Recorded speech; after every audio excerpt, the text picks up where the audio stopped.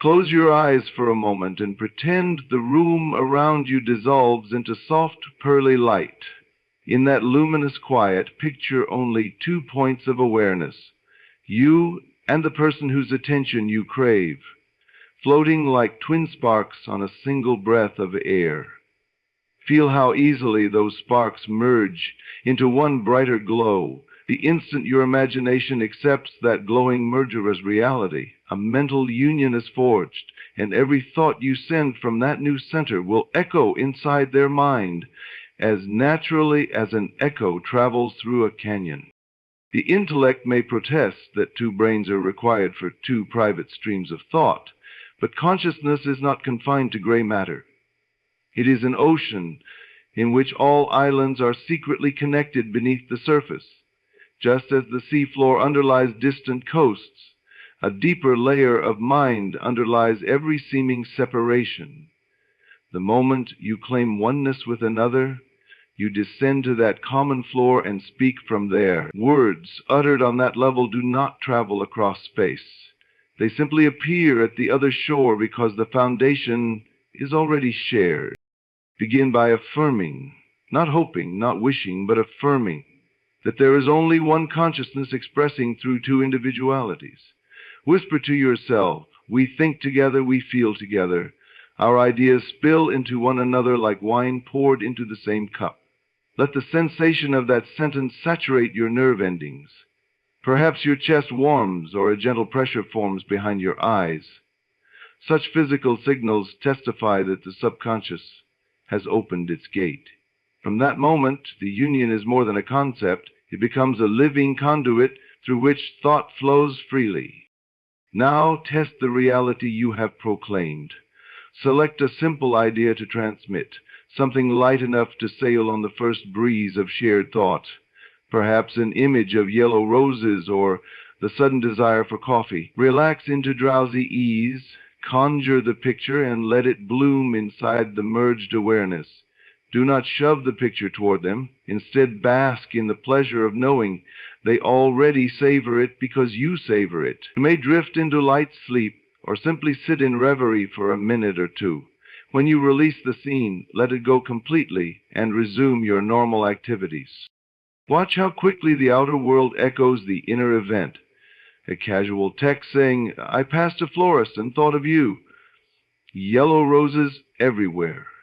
Or an invitation to meet for coffee may surface within hours or days. Celebrate the smallest correspondence because acknowledgement is fertilizer. It deepens the root of shared consciousness.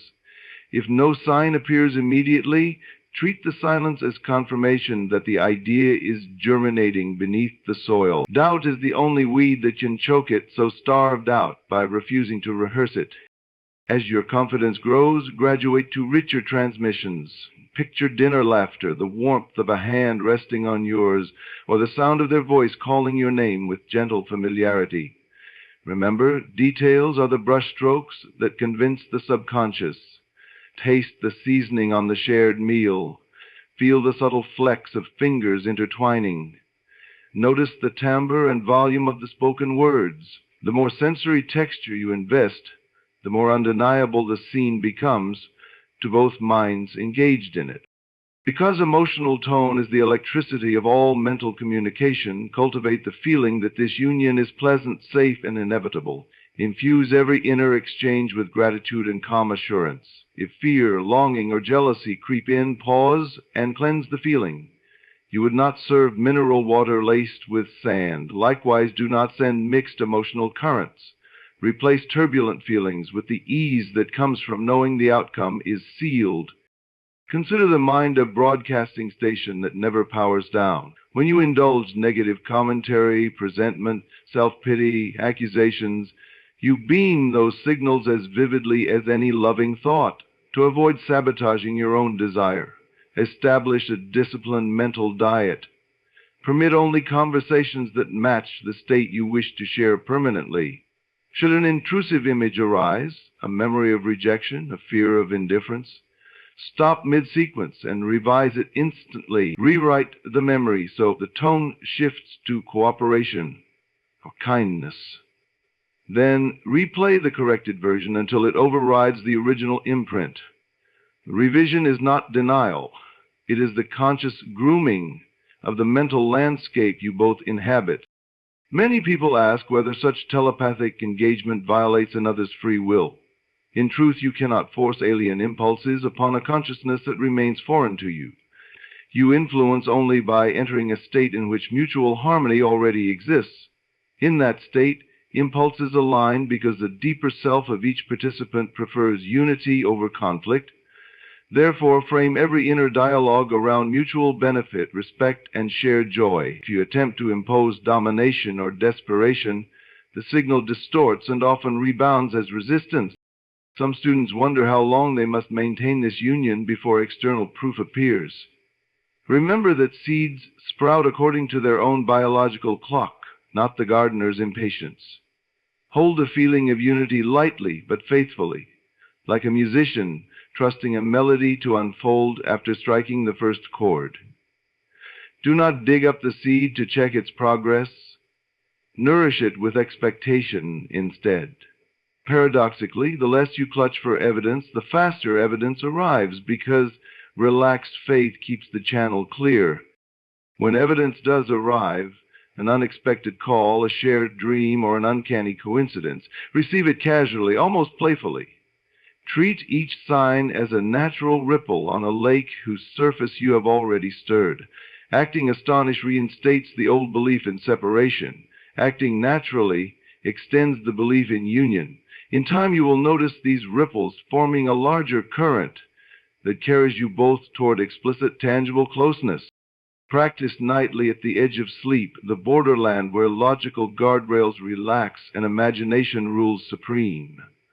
In that drowsy interval, the subconscious takes every impression as fact and sets biological and situational forces in motion to crystallize it.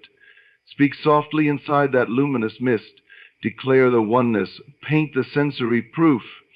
Feel the resulting emotion and drift into slumber. Repetition carves a groove that soon becomes a channel, then a river, then an inevitable tide, drawing two lives toward the same shore. Finally, live your waking hours as someone who is already mentally companioned. Walk with an invisible presence at your side. Speak inwardly as you shop, drive, or step into an elevator. This continuous acknowledgement of unity dissolves the habitual sense of aloneness, and your outer manner will subtly shift. Eyes brighter, shoulders relaxed, voice gentler. People around you will notice without knowing why, and the specific person will feel that change vibrationally even before meeting your gaze. Thus, the inner union writes itself into the script of daily life, line by line, scene by scene, until imagination's silent decree becomes the undeniable plot of your shared reality. Pause and listen to the monologue that flickers behind your forehead when no one else can hear. It may sound like simple daydream chatter, yet it is the hidden seedbed of every relationship you possess. Inner conversation is not a harmless pastime. It is a projector that casts its dialogue upon the theater of other minds. Whatever script you rehearse again and again becomes the next spontaneous line that falls from their lips, often to their own surprise. Once you grasp this, you no longer treat mental talk as background noise. You cultivate it the way a vintner cultivates vines, pruning misaligned growth and training each shoot towards sunlight until the harvest tastes of intention. Begin with the most familiar example, the running commentary you carry about yourself. When you say inwardly, "I'm always overlooked," you plant an instruction in the garden of collective mind, and someone soon obliges by forgetting your name on an invitation. Shift the line to, "My presence is memorable and welcome," and witness how quickly people warm when you enter a room. Observe this cause and effect on the small stage of daily life, and you will see its power on the grand stage of a specific person's awareness. To work deliberately, craft a short phrase or even a single word that embodies the tone you wish your person to adopt toward you. Suppose you choose the phrase, "You're irreplaceable." Whisper it in imagination as if you are hearing it, not saying it. Feel the gentle shock of delight that rises in your chest the first time those words reach your ear. Let your imagination linger on the cadence, the slight breath between the syllables, perhaps even the playful warmth in their eyes. Repeat this exchange the way a composer repeats a delicate motif, until it etches itself into the staff paper of memory. Repetition is vital. A lone seed on rocky soil dries in the sun. A handful scattered daily ensures at least one root takes hold, because feeling is the nutrient that nourishes each seed. Feed your phrase with living emotion. Speak it inwardly, while exhaling gratitude, as though thanking life for arranging this tenderness long ago. Emotion is not mere decoration. It is the chemical that tells subconscious mind, this scene matters. Print it in permanent ink. If you ever notice yourself reciting the chosen line mechanically, pause and kindle sensation anew. Visualize the brush of their hand on your shoulder or the warmth of their breath as they speak. Sensory realism returns moisture to the soil so the seed can germinate. Do not be alarmed if contrary thoughts occasionally barge in. The mind is a busy station, and old trains still rumble through until the track is fully switched. When an unwanted line surfaces, they never really notice me. Treat it like a weed. Do not scold yourself for its appearance. Simply uproot it by replacing the sentence. Imagine the specific person laughing and saying, "Not notice you? I can't stop thinking about you." Infuse that reply with humor, color, and physical immediacy. Turn the intruder into fertilizer for the very outcome it tried to corrupt. Some students wonder whether the other party must be asleep, meditating, or otherwise receptive for thought seeds to sprout. The answer is comforting. Receptivity is natural and constant because the deeper layers of awareness are shared. A colleague could be rushing through a crowded subway, yet a well-planted inner phrase still slips into their background cognition like a feather settling on water. Suddenly they think of you between station stops, unsure why. They may ascribe it to coincidence. You know it as harvest. A personal experiment illustrates the method. Years ago, I wished an estranged sibling to remember our childhood closeness. I selected 3 words, "Miss you, brother," and played them inwardly each night while recalling the crackle of dry leaves beneath our feet during autumn walks. I tasted wood smoke in the air, heard our laughter, and let the tender ache of nostalgia swell. After 1 week, he left a voicemail, voice trembling, saying, "I've been missing you, brother. Let's talk." He believed the urge arose that morning. I knew it bloomed from seeds watered in the dark. Timing varies with the density of the soil, meaning the beliefs both parties already hold. If the other has rehearsed a strong inner conversation of resentment, your new dialogue must first soften that hardened ground. Patience and vivid repetition will do it. Picture the resentment dissolving like ice in warm water. Then resume the chosen line until it feels inevitable. You are not battling their free will. You are inviting the deeper self that prefers harmony to awaken and speak. Daily life offers endless rehearsal spaces. The queue at the market, the hush before a meeting begins, the minute between lying down and sleep. Use these intervals to send gentle waves of dialogue. Variety keeps the soil rich, so sometimes hear the phrase aloud, other times feel it brushed across your cheek like a breeze, or see it written in their handwriting on a note slipped under your door. Each variant strengthens neural roots in both minds, creating a network of associations that makes the final physical expression almost inescapable. When outer evidence arrives, respond inwardly with calm delight and outwardly with natural grace. Over-celebration hints at disbelief. Meet their freshly spoken words with the casual familiarity of one who has heard them many nights already. This steady demeanor further reinforces to subconscious mind that the new reality is ordinary, sustainable, and ready for continuous unfoldment. Guard against backtracking after you taste success. The moment the conversation turns positive, Some slip into fear of losing the gain and begin rehearsing worries again. Discipline is not a single sprint, but a lifestyle. Make uplifting dialogue your default setting. If you struggle, turn practice into play. Sing the chosen phrase to the tune of a favorite melody, or imagine it printed on a glowing ticker tape circling your heart. Joy speeds assimilation. Eventually there comes a morning when you forget to practice because the outer relationship now echoes the inner music so faithfully that rehearsal feels redundant. That is the surest sign you have transferred the script from private theater to shared stage. Yet even then, remain aware.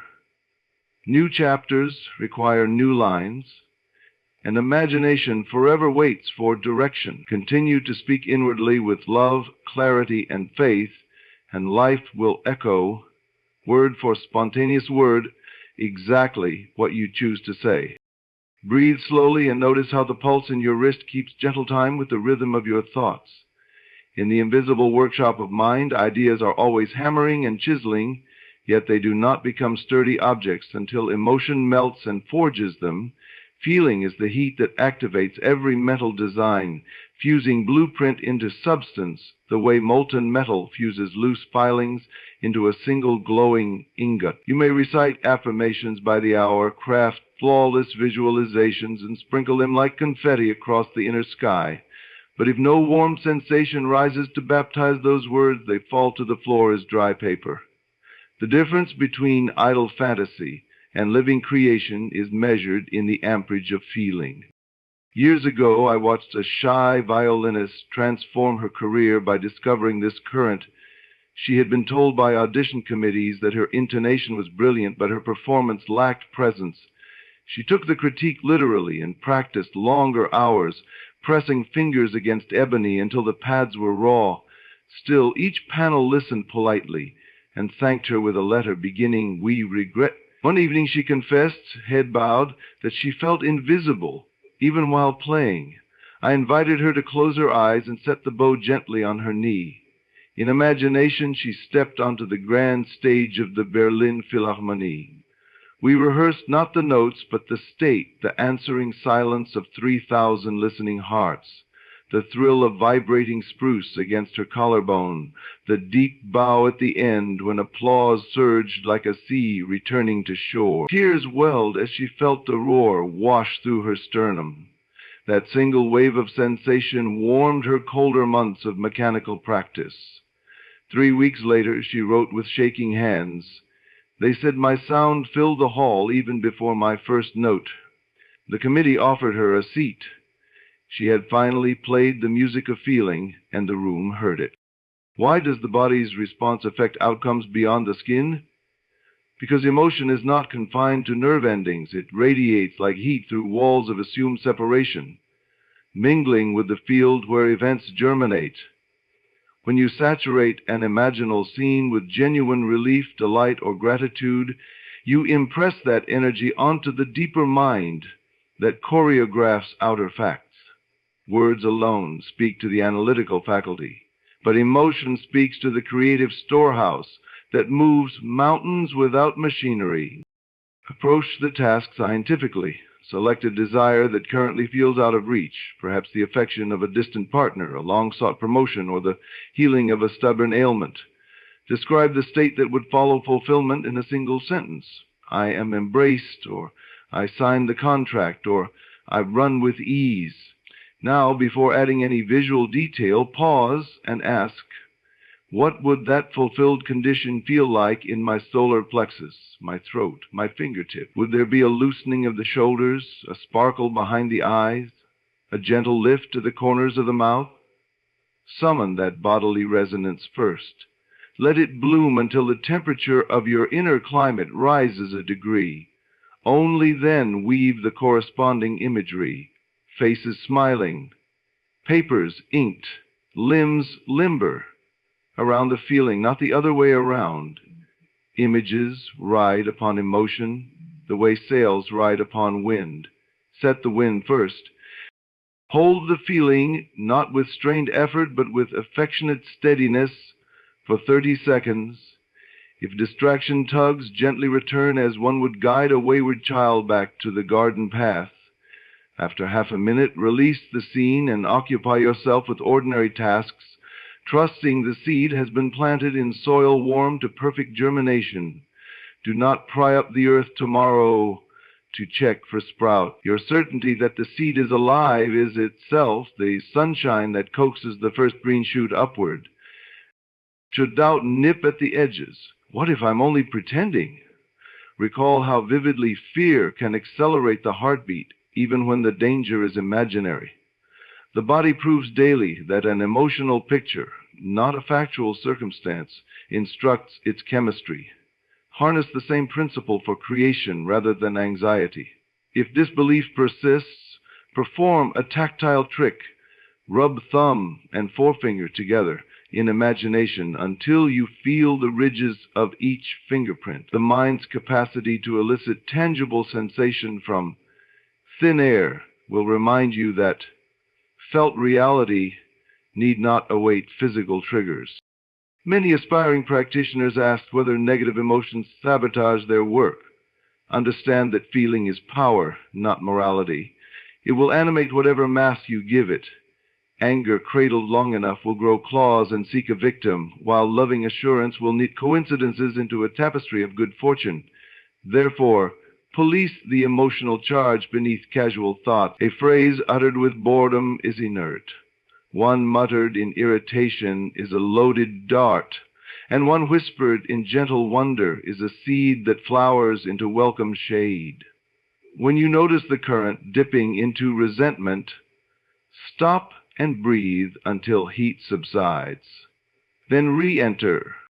Integrate this practice into the bookends of each day. On waking, before the mind's ledger of obligations opens, summon the sweet aftertaste of accomplishment, as though morning has dawned on a dream already made fact. Let that flavor season your breakfast and commute. At night, allow the same mood to cradle you into sleep, for the borderland between waking and rest is fertile ground where feelings root deepest. If you drift off while relishing the completed desire, 8 hours of subconscious gardening will tend your intention without further human effort. Skeptics may point to chance, but continued results silence argument. Test for yourself with small aims, a forgotten friend's sudden message, an unexpected compliment, a minor sum of money, until confidence in the method matures. Soon the distinction between small and large fades, for the power that moves a feather can tilt a boulder when the same lever is applied. Above all, treat feeling as sacred currency. Spend it only on realities you wish to own. Hoarded indifference achieves nothing, and squandered anxiety purchases unwanted scenes at premium cost. Invest rich affection in your mental treasury, and life will issue matching dividends in kind. Then one ordinary afternoon the phone will ring, or the contract will arrive, or the mirror will reveal the glow of health, and you will smile with quiet recognition. The outer world has simply conformed to the emotion you paid in advance, proving again that feeling, not circumstance, is the craftsman of destiny. Close your eyes and let a single image glimmer like the first star in twilight. A loved one's arm circling you in quiet celebration, or your signature gliding across the contract that secures your promotion, or the thud of a key turning in the door of the home you now call your own.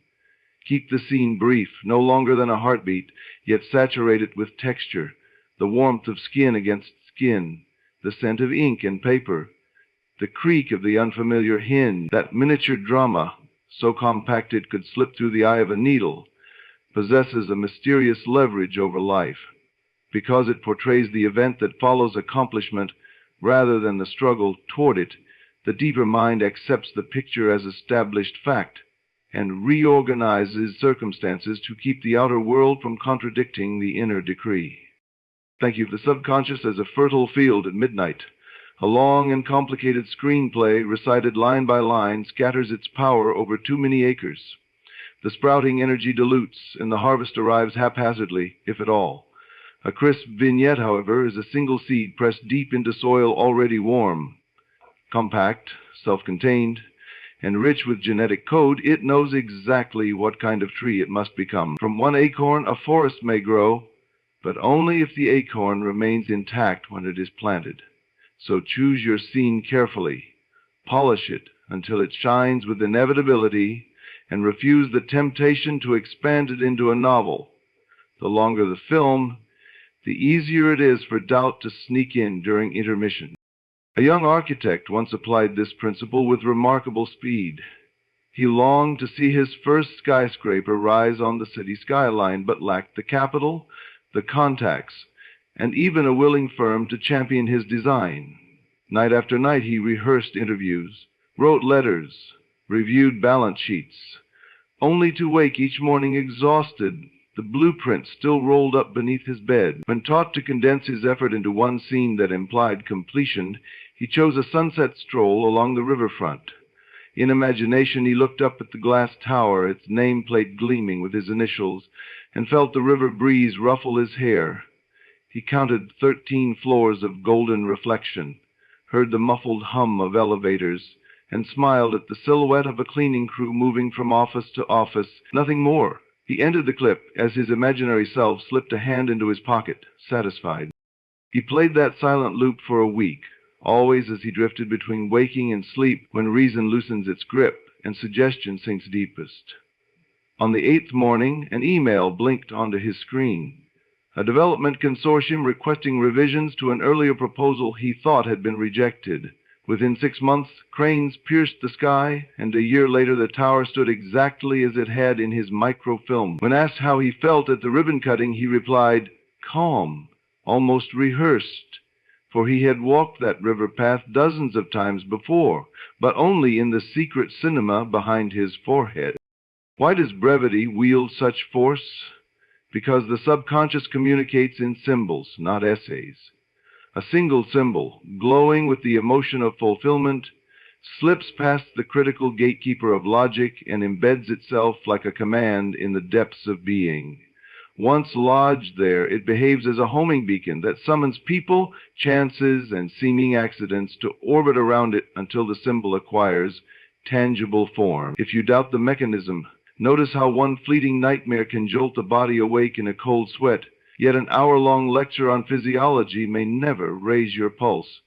The short scene, coupled with feeling, outranks volumes of data. There is, however, an art to selecting the moment that authentically declares it is done. Choose an action that would be impossible were the desire still unfulfilled. You do not imagine writing a business plan. You imagine toasting the venture's first profitable quarter. You do not visualize first date jitters. You feel the wedding band already warmed by the heat of your skin. You do not picture medicine bottles. You watch yourself jogging up the hill, lungs clear, morning sun on your face. This leapfrog over process confuses the intellect, but it speaks the native language of the creative mind. Once the clip is chosen, surrender every auxiliary detail to the wisdom of life.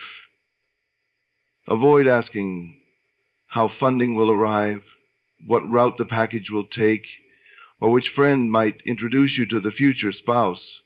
Those questions pry the seed open prematurely. Your obligation ends with the vivid, felt acceptance that the goal is already fact. If impatience drums on your ribcage, return to the vignette. Replay it once with fresh tenderness, and trust the invisible arithmetic that multiplies seeds into harvests beneath the surface of awareness. Repetition deserves special mention. Even the sharpest image blurs if viewed only once, and feeling fades like perfume in the wind. Re-enter in the scene whenever the mind idles, in elevators, in the glow of a traffic light, as coffee drips into the pot. Let it become a familiar friend who visits for mere seconds, but leaves behind a trace of fragrance that colors the rest of the hour.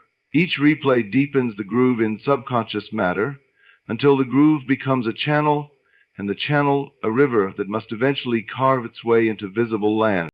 Protect the purity of the clip. If conversation tempts you to explain strategies, silently smile and return to your secret picture. If news feeds parade contrary evidence, Treat them as weather reports from a region you no longer inhabit. The compact scene is your passport to a new country of circumstances. No need to argue with the old regime. Carry it like a hidden jewel, and when the moment ripens, external doors will swing open, often with such grace that the spectators call it luck. Finally, love the scene. Let affection for its reality swell until it feels more truthful than the furniture around you. When affection reaches that tipping point, the subconscious stamps the image verified and dispatches it to fate's assembly line. Soon the briefest act of imagination, scarcely longer than a single breath, stands dressed in concrete and cloth, ready to greet you as though it had been there all along. Picture your mind as a garden bordered by low stone walls. All day long, seeds drift over those walls, stray comments from friends, headlines flashing red, half-remembered quarrels, passing aches that masquerade as prophecy. If you allow every wandering husk to drop where it pleases, the ground meant for roses soon teems with thistle. A disciplined mental diet is the gardener's vigilance, the deliberate choice to admit only those seeds that match the harvest you have already claimed in imagination. The moment you accept this role, you reclaim authorship over the silent paragraph that writes itself beneath every spoken sentence of your life. Begin with a simple inventory. For the next hour, observe each interior sentence as though it were written on a chalkboard in front of you. Notice how casually the hand scrawls, "I'm exhausted. He'll never change. Money's tight again." Do not scold yourself, record. Awareness is sunlight. It reveals which shoots are wheat and which are weed. By the end of 60 minutes, you will hold a tally of your habitual harvesters. Some thoughts arrive wearing the uniform of reason, others slip in dressed as humor, but all carry the same power to root, if granted attention. Your task is not to resent the weeds, but to refuse them water. Water, in psychic terms, is sustained feeling. A thought brushed aside within seconds dries up. A thought stroked with emotion sinks taproots.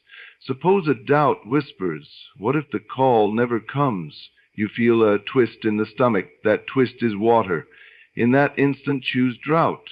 Answer with an imaginal breath. See the caller's name glowing on the screen. Feel your hand warm around the phone. Let relief spread like dawn across your chest. The weed thirsts. You give it nothing. Instead, you pour the moisture of emotion onto the flower of fulfillment. Repeating this redirection dozens of times a day repays in radiant blossoms.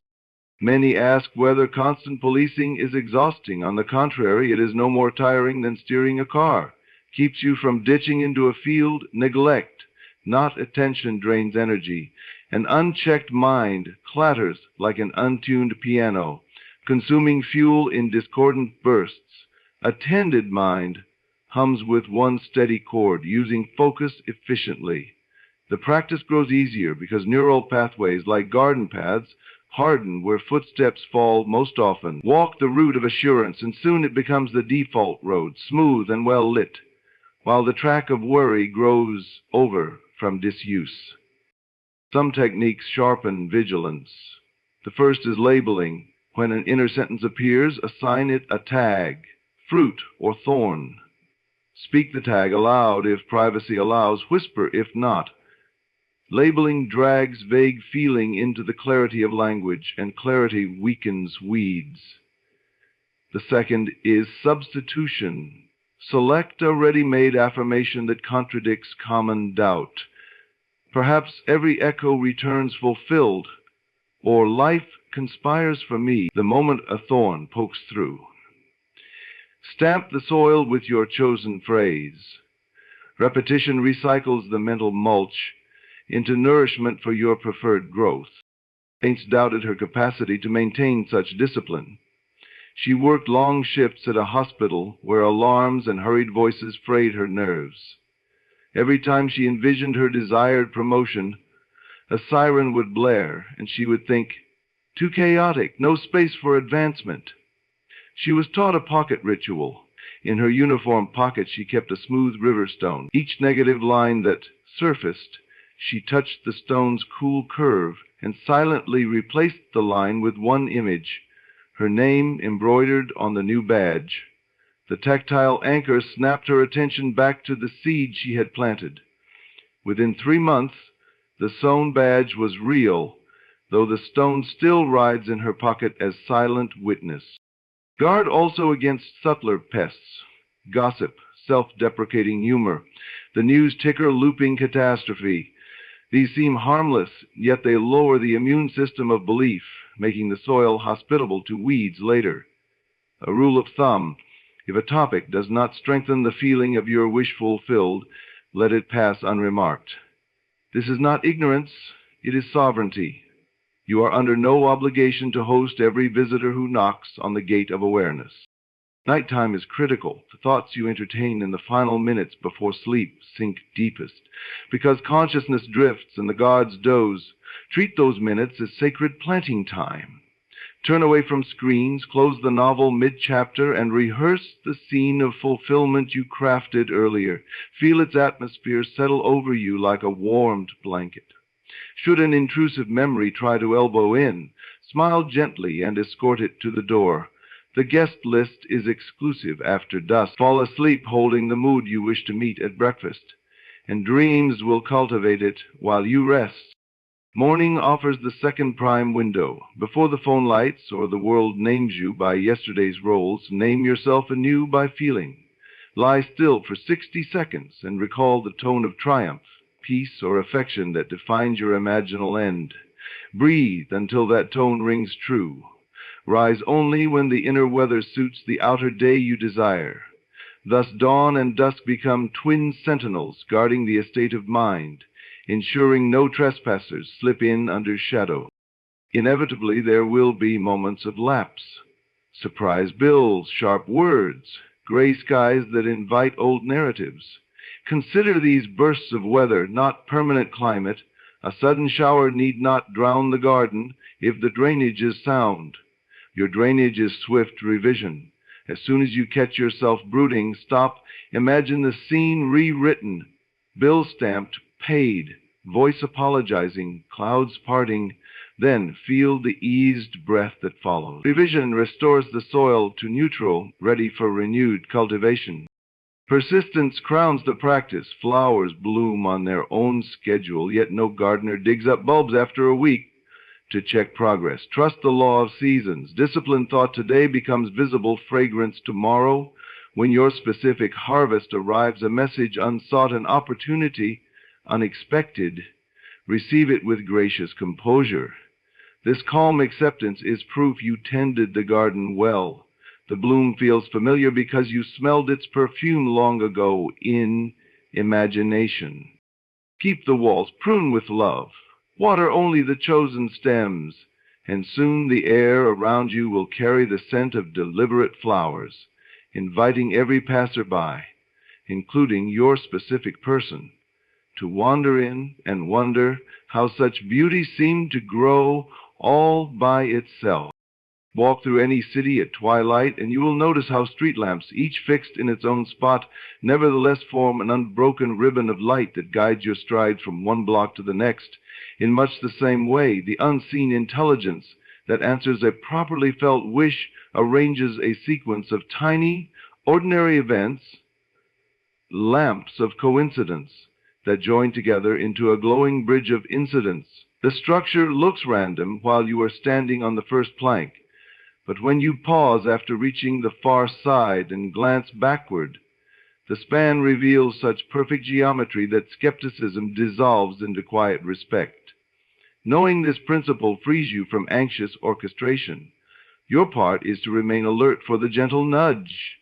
Step onto the next illuminated board and let the bridge carry you across the river of delay. Consider the experience of a young teacher who longed to spend her summer in Italy, yet owned neither the savings nor the courage to apply for international work. She imagined herself sketching the sunset from a Florentine balcony, smelled the espresso, heard distant church bells, felt the rough stone rail under her fingertips. She surrendered the scene to sleep and went about her week. 2 mornings later, she bumped into an acquaintance outside the campus library. They exchanged the usual pleasantries until he mentioned, "By the way, my cousin is desperate to find someone who can tutor English in Tuscany for 3 months. Know anyone?" In that moment, a lamplight flickered. She felt a subtle inner click, half thrill, half recognition, yet almost dismissed it, reasoning she had no credentials for private tutoring abroad. Fortunately, she had studied the law of the bridge, so instead of arguing, she accepted the contact information. One board of the span had appeared. A week later, the cousin's email revealed not only free lodging in an attic apartment overlooking the Arno, but also a stipend that covered airfare. There were photocopies of certificates to gather and a background check to complete, but each administrative step arose exactly when needed, always escorted by a helpful stranger or a timely message. By July, she stood at the very balcony her inner theater had sketched, hardly surprised to see the sunset arrange itself in familiar colors. The greater mind builds bridges with humble materials. A phone that rings, a seat that opens on the bus, an impulse to stroll a street you rarely visit. These planks feel so casual that the untrained observer ignores them, searching instead for dramatic leaps. A lottery win, a thunderbolt revelation. Yet a span constructed of mild conveniences proves more dependable than fireworks, because it bypasses alarm and slips through the cracks of resistance. The only skill required is respect for faint direction. If an inner whisper says, "Take your lunch in the park," obey without interrogation. The stroll may place you beside an overheard conversation or an old friend whose next remark pivots destiny. Dismiss the nudge, and another, less graceful board may need to be devised, adding length and time to the passage. Some complained that they followed several hints only to meet a detour. Detours, too, are crafted components of the bridge. The subconscious mind reads all obstacles as scaffolding for higher planks. Suppose a desired position falls to another candidate. Instead of despair, look closer. Perhaps the rejection letter arrives with a note explaining, "We loved your portfolio, keep in touch," which nudges you to update your online gallery. Days later, a recruiter browsing that fresh gallery invites you to a role better than the first. The initial setback was merely an unseen girder, redirecting your path toward a sturdier end point. Patience is the steel rivet that secures each timber. Impatience cracks the boards because it tempts you to seize the hammer and nail a shortcut of your own making. Forced action stems from the fear that nothing is happening. Fear clouds perception. In murky vision, you miss the softly glowing step already prepared. The remedy is simple. Whenever tension coils in the belly, return to the finished scene, inhale its certainty, and allow the mood of accomplished desire to settle the nerve. From that composure, you will spot the next lamp as surely as dusk reveals the streetlights one by one. A practical exercise sharpens sensitivity. At day's start, state aloud, "Show me the bridge for my desire, I will follow with grace." Then move through ordinary tasks with an ear cocked for the oddly timed text, the license plate that spells a useful acronym, the email subject that tugs attention. Record each hint in a small notebook before sleep, no matter how trivial. After several weeks, review the list and trace the line back to the fulfilled event. Patterns emerge, confidence grows, and obedience to fresh nudges becomes instinctual. Do not measure progress by calendar. Bridges built in fog may span the river in a sudden arc unveiled only at the last moment. A man wished for reconciliation with his estranged father. Months passed with no contact until a wrong number voicemail delivered the father's voice onto his phone. He had intended to reach a neighbor with the similar digits. The son returned the call, laughter melted the years, and the bridge proved itself. One misplaced digit had been the hidden pillar all along. Another caution: never envy someone else's route. Bridges are tailored to individual terrain. Comparing planks only distracts you from your own. Celebrate their success as confirmation that the law works. Then face forward and await your personal illumination. The same intelligence guiding them is guiding you. though its architecture may differ in length or material to suit your belief structure and life mosaic. When the final plank meets solid ground, life acquires the flavor of inevitability. You shake hands with the employer, hear the judge pronounce the verdict, or watch your specific person smile exactly as imagined, and realize each seeming chance was a beam laid with millimeter precision. Gratitude wells up, not merely for the result, but for the artistry of the unseen engineer. Carry that gratitude into your next desire, and the lamps of coincidence will light even faster, eager to serve a heart that trusts the bridge before seeing it span. A memory is not a stone tablet. It is a parchment that rewrites itself every time you touch it. Most people revisit the past only to reread the same sorrowful ink, reciting old betrayals as if the lines were sacred. Yet the mind obeys a simple law. Whatever scene you hold with feeling, whether dated yesterday or decades ago, is stamped as your present reality and blooms outward into the future. Revision seizes this law and turns it from jailer to gardener. By recasting a painful episode in imagination until it feels uplifting, you dissolve the emotional residue lodging in the nervous system and sow fresh causes whose harvest is harmony. The moment a rewritten memory rings true on the inner stage, life begins arranging outer incidents to validate the new script, and bitterness that once seemed permanent becomes the fertile ground from which unforeseen blessings sprout. Begin with a minor grievance to prove the principle, perhaps a terse remark that stung at work or a childhood recollection of being chosen last in a game. Re-enter the scene in relaxed solitude. See the office corridor, the dim gymnasium. Let sights, sounds, and even smells return until the moment feels present. Then whisper inwardly, "This is clay." Shift a single gesture. The colleague's tone warms as they compliment your diligence. Or the coach calls your name first, tossing the ball with approving nod. Do not rush. Savor the new sight line on faces, the lift in your chest, the electricity of inclusion. A faint tremor may flutter through the solar plexus. That is the moment the subconscious registers an updated blueprint. Repeat the revised clip 3 or 4 times, each pass richer in sensory polish, then let it fade and go about your evening. Within days, the colleague may volunteer unexpected praise, or you might find yourself confidently volunteering for a team lead. The old hesitation gone. The outer echo confirms the inner edit. Larger wound. An ended relationship, a financial loss, requires the same method with deeper feeling. Some recoil, fearing that changing the past is denial. Not so. You are not falsifying events for historical journals. You are selecting which emotional imprint guides tomorrow's possibilities. Think of the psyche as a library with infinite editions of every scene. Each review pulls a volume from the shelf. When you choose a loving revision, you shelve the bitter version and check out the kinder one. Future chapters must reference the edition currently open on your desk. Take a relationship rupture. Sit quietly and recall the final conversation, the slammed door, the sting of finality. When the ache grows sharp, begin the rewrite. Hear yourself respond with poise. Feel warmth return to your voice. Watch the other's shoulders soften. Replace tears with a gentle laugh of mutual understanding. Then push the scene a heartbeat further. Imagine the two of you sharing a calm farewell coffee a week later, or perhaps laughing together on a park bench months down the line. Add texture, the aroma of roast beans, the weight of a hand lightly touching yours.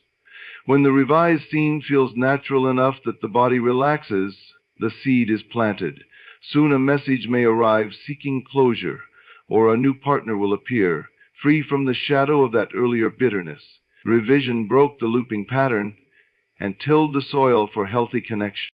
Some memories carry layered injury, repeated criticism from a parent, years of financial struggle. For these, carve time each night for incremental pruning.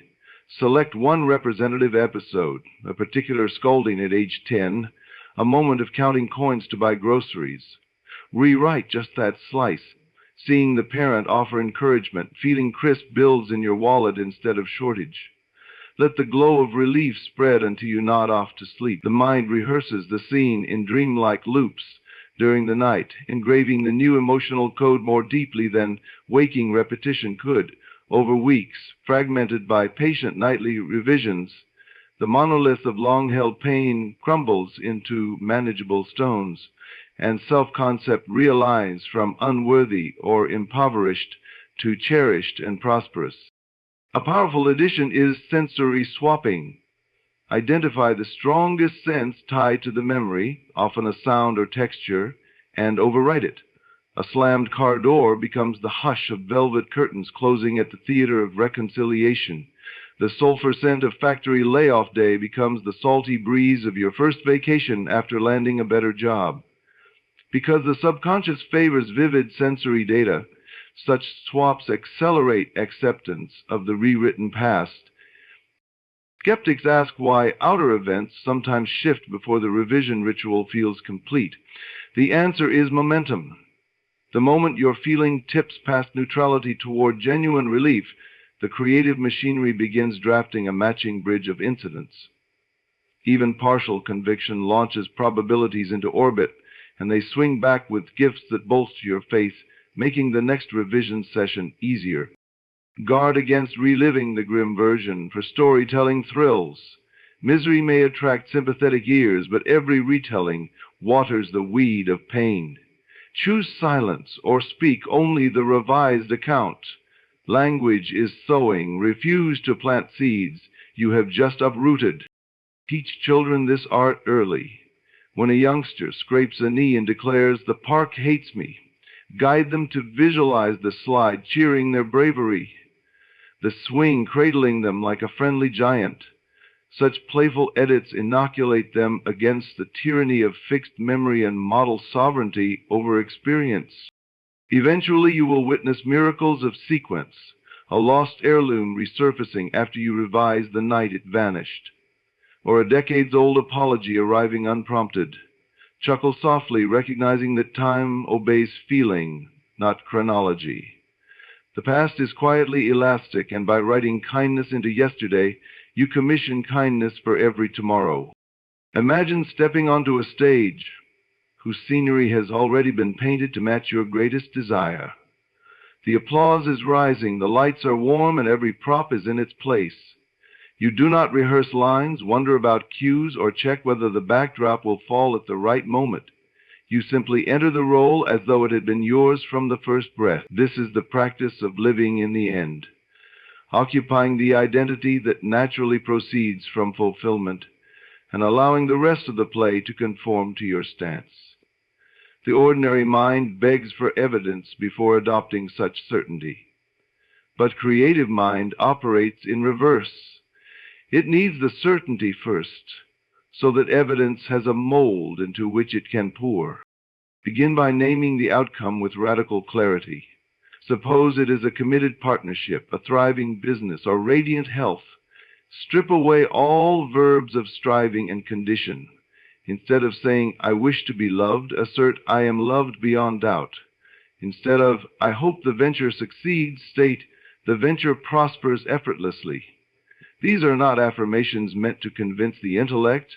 They are identity badges worn within the quiet chambers of feeling. Speak them softly, then pause to sense how the body reacts. If tension knots the stomach, do not argue with it. Breathe until ease returns, and repeat the statement until it glides through the nervous system like warm tea. The relaxation is your signal that the subconscious has accepted the character you intend to play. Once the new identity feels plausible, examine daily routines for conflict. A person who is already loved will not scroll social media hoping for crumbs of attention. One who is already successful will not talk about being broke, even as a joke. Inventory speech patterns, gestures, and private musings. Replace each contradiction with conduct befitting the fulfilled state. This is not pretending in the shallow sense.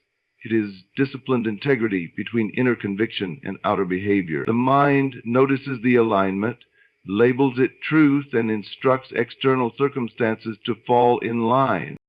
Dress rehearsal continues in imagination. At night, before surrendering to sleep, review 1 or 2 ordinary scenes that would follow fulfillment. Hear your partner humming in the kitchen. See your company's quarterly report with numbers inked in bold black. Feel your lungs expand as you jog the sunrise path. Keep the scenes brief yet vivid. Fall asleep in the atmosphere of already done.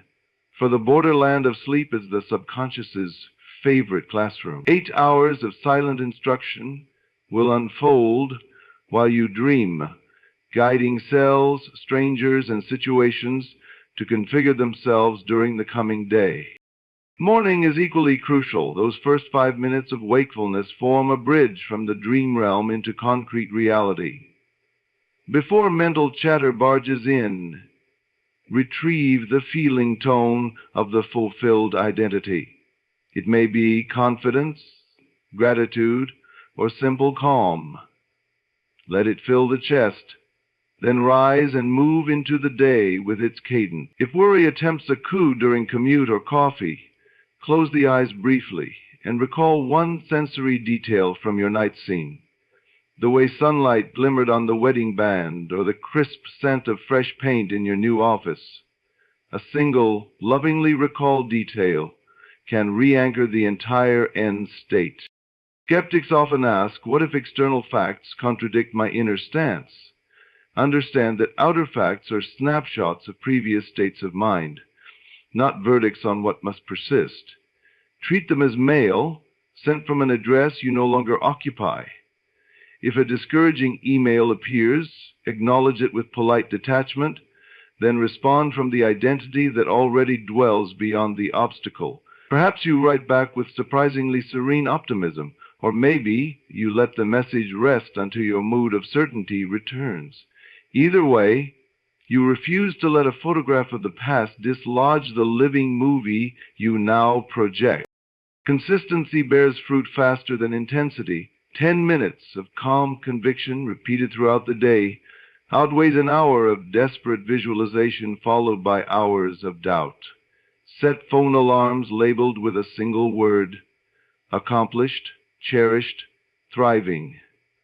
When the chime sounds, pause and breathe that word into sensation. Each pause is a stitch reinforcing the fabric of identity until it cannot unravel under external tugging. Relationships respond rapidly to this approach because people read each other's self-concept unconsciously. Walk, speak, and listen as someone who is already valued, and friends, colleagues, even strangers will sense an ease that invites respect. They will not know why they feel inclined to defer to your opinion or offer assistance. They will simply align with the broadcast you emit. Should a loved one cling to an outdated version of you, revise their role in imagination. See them recognizing your worth with a new spark in their eyes.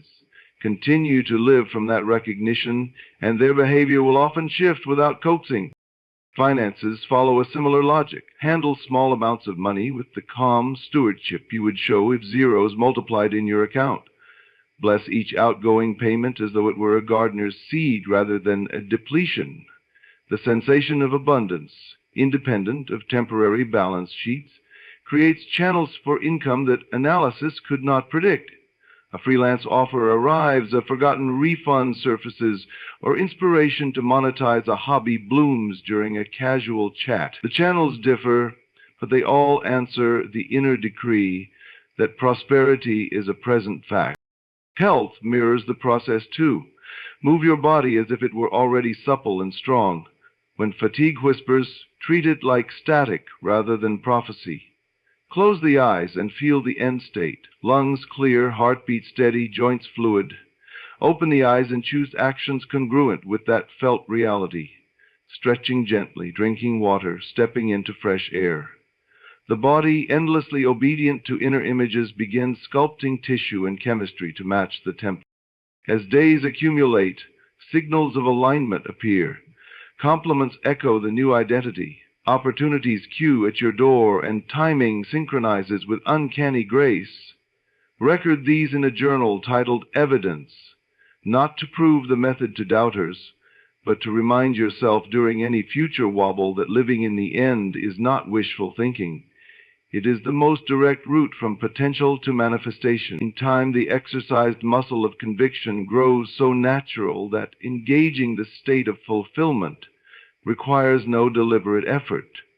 You think a desire, feel its accomplished rhythm, and watch the world rearrange itself around the silent chord you have struck. Every principle laid before you points to a single, breathtaking discovery. The stage on which life unfolds is not the outer world at all, but the invisible theater of imagination. Their union with another is forged in a heartbeat. Their conversations are whispered long before voices speak.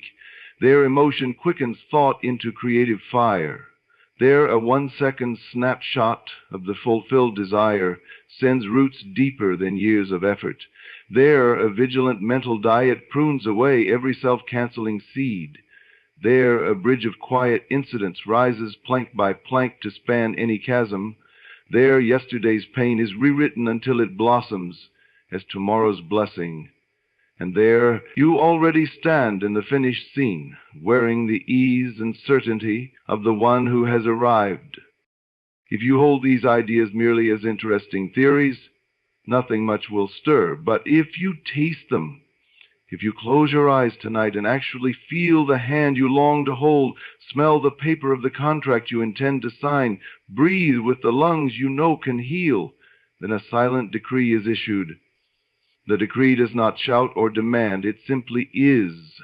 And everything that is less than it bows in quiet obedience. Facts may shuffle, delays may rattle their chains, but sooner than you dare predict, you will look around and find yourself walking inside the very picture you adored in secret. Let the mind's garden be your daily craft. Let each inner word rise rich with friendly emotion. Each revisited memory shine under fresh paint. Each passing doubt be met with a gentle yet immovable no.